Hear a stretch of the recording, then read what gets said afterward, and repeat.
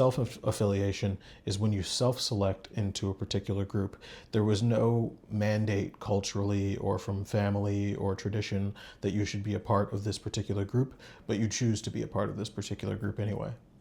I think a good example of this would be kind of the self-selected cliques that you see in a high school situation, people who kind of imitate each other, and because of the act of imitating each other think, oh, we must share a lot in common, when in fact you're just both 15-year-olds who happen to grow up in the same area and have the same kind of interests. So interests group is another way of thinking of self-affiliation. And interest groups are interesting because they do become a pretty deep integral part of our identities.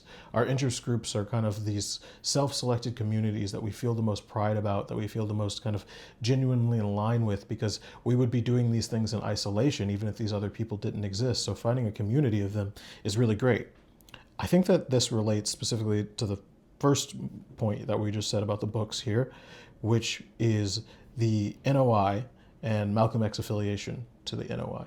So Malcolm X joined the NOI because initially his family was interested in trying to find some way to stay together, and Islam felt like a good reason for the family to stay together while Malcolm was in prison.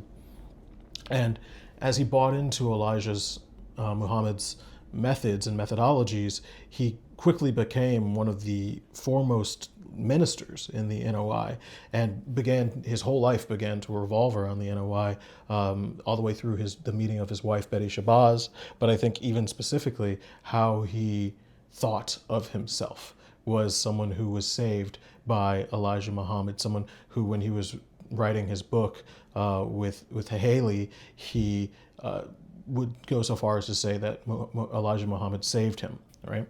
And I think that this is interesting because this would count as a self-affiliation. Obviously, the NOI at the time, specifically in the kind of civil rights era powder keg that was the 1960s in the United States, there were different ways to integrate into the civil rights movement. You had the kind of Martin Luther King way of integrating into the civil rights movement, which was very much about kind of peaceful protest integration.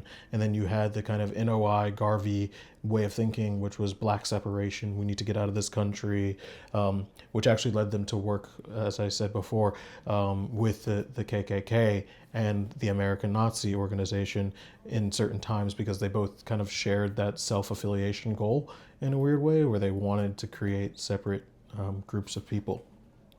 So I think that, what's interesting is that, like, there are other groups that can see the signals of your self-affiliation. So in this case, what I wrote down about the socialists that were hoping that this movement from the NOI, this kind of violence that Malcolm was kind of like leaning towards, would trigger a greater class revolt. So they kind of hoped that it would be kind of like a Harper Ferry raid, which was a raid led by an abolitionist named John Brown before the Civil War started, that served as kind of like a powder keg event for the Civil War, because it really ramped up the tension between the South and the North.